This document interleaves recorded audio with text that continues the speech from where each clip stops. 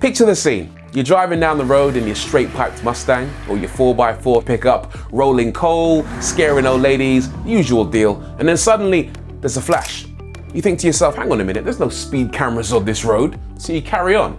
Then a couple days later, you get a letter in the mail that says, yeah, you haven't been caught speeding. Instead, you've been caught breaking the sound limits on a public road, and now you've got yourself 3 points and a fine.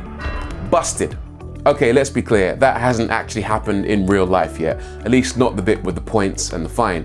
But the part with the cameras that are designed to catch people who have cars and bikes that are too loud, that's real life, not science fiction. Back in June 2019, the government commissioned a prototype acoustic camera designed to test whether cars were making too much noise and tested it at several locations across the UK. The technology worked a lot like ordinary speed cameras, but used microphones in order to check whether a vehicle was making too much noise. If the noise was above a certain threshold, then the system could use cameras, stills and videos to take pictures of the offending car, as well as ANPR, automatic number plate recognition, to track you down where you live and, if necessary, issue a fine. Why are they doing this? Well, to protect people. You see, according to the World Health Organization, road traffic noise is the most widespread cause of environmental health problems in Europe.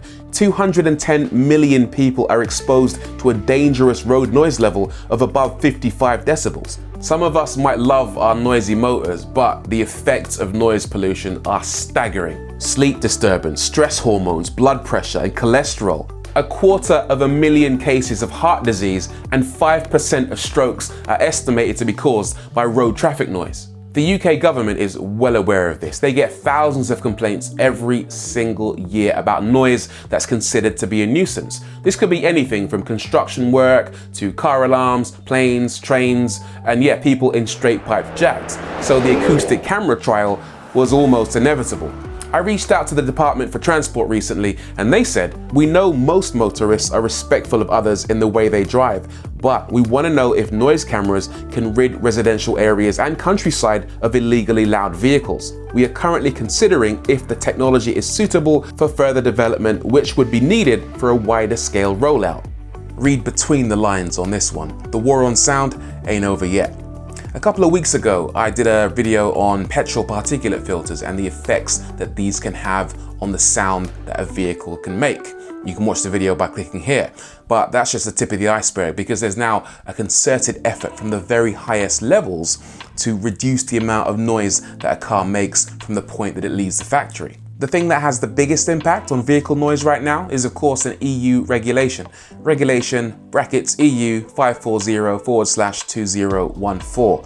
Now, this came into effect on April 2014, and its intention was to reduce vehicle noise by 25%. And it does this by trying to do two things. First and foremost, to drop the sound level limits, and secondly, to change the way that cars are tested. So what are the sound level limits?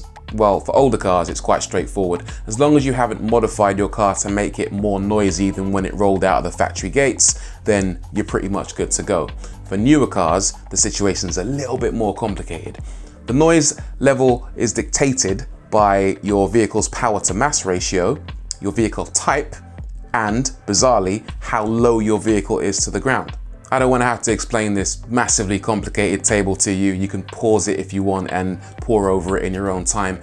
But let me just break down the highlight figures. If your car makes 120 kilowatts per 1,000 kilograms, it's allowed to make 72 decibels of noise. And that will apply to most cars from Ford Fiestas to BMW X3s. As for the really powerful stuff, the Lambo category, if you like, well, if your car makes more than 200 kilowatts per 1,000 kilograms and the R point, that's the theoretical hit point, how low you sit to the ground, if that's less than or equal to 450 millimeters, then your car is allowed to make 75 decibels of noise. It seems quite straightforward on the surface, but there are a few unusual quirks, because there are cars out there that you'd expect to be loud that actually aren't allowed to make as much volume as you might expect. For example, the Jaguar F-Type R with 575 horsepower, that sits in the higher category, so it can make 75 decibels of noise. But the Jag F-Type P300, that's the model with the inline 4-cylinder engine, that's slightly lower down in the league tables, so that's allowed to make 73 decibels. This car looks the same as this car, But this car has to be quieter simply because its power to mass ratio is lower. Even if Jaguar wanted to or were able to make the inline 4 louder or as loud as the V8, and I believe they could with some clever engineering, they wouldn't be allowed to because of the regs. The same goes for this Mustang versus this Mustang. The Mustang GT has a really good power to mass ratio, Stang Gang, but the Mustang EcoBoost with the automatic gearbox has a very poor power to mass ratio, and that actually sits in the lowest category next to Ford Fiestas and Vauxhall Corsas on a limit of 72 decibels. And that's the situation right now. On July the 1st, 2020, cars will get quieter still, and then again on July the 1st, 2024, they'll drop the limits again. And that's where things will get really, really strange, because right now, a Jag F-Type R and a Porsche 911 Carrera can make the same 75 decibels of noise. But on July the 1st, 2020, the Carrera will have to be 1 decibel quieter. And then again in 2024, it will have to maintain that same 1 decibel deficit for some strange reason. And even crazier, Lamborghinis can make 75 decibels now, but in July, they'll only be able to make 74 decibels. And on July the 1st, 2024, they'll have to drop further still to 72 decibels.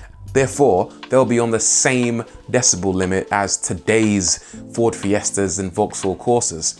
Whatever Lambos are around in 2024 are gonna have to pass the EU noise limit tests, making the same amount of noise as a Vauxhall Corsa, which just sounds completely mental to me. Okay, so you get it. Everything's gonna be a little bit quieter, but what's a couple of decibels between friends? No big deal, right? Well, actually, it might be a big deal because decibels aren't linear, they're logarithmic, i.e. 20 decibels isn't twice as loud as 10 decibels. If 0 decibels is complete silence, then 10 decibels is 10 times more powerful, 20 decibels is 100 times more powerful, and 30 decibels is 1,000 times more powerful than 0. So as you can see, when you get up into the levels of having a couple of decibels here or there at around the 80 decibel mark, then the difference might actually be quite substantial. So what can you do? Well, the first thing you could do is just get with the program and accept the fact that cars are going to be quieter. This is the new normal. Your second option is maybe to stick with buying older cars because they generally are louder than their newer counterparts. You could even modify your exhaust, but again, like I said, it's technically illegal to make your car louder than when it left the factory. Whatever you do, it's important to remember the very first point I made in this video about noise detecting cameras. The more people drive around making a hell of a lot of noise in their cars, and the more people suffer as a result of noise-related illnesses, then the more likely we are to see people trying to clamp down on this kind of activity. And that means acoustic cameras and also lower sound limits. Let me know what you think in the comments below. Is it nice to have a little bit of peace and quiet for a change? Or do we want our noisy cars back? As always, your thoughts are always welcome. Drop them down there. And also don't forget to hit like, subscribe, hit the bell icon, and we'll see you again soon. Peace.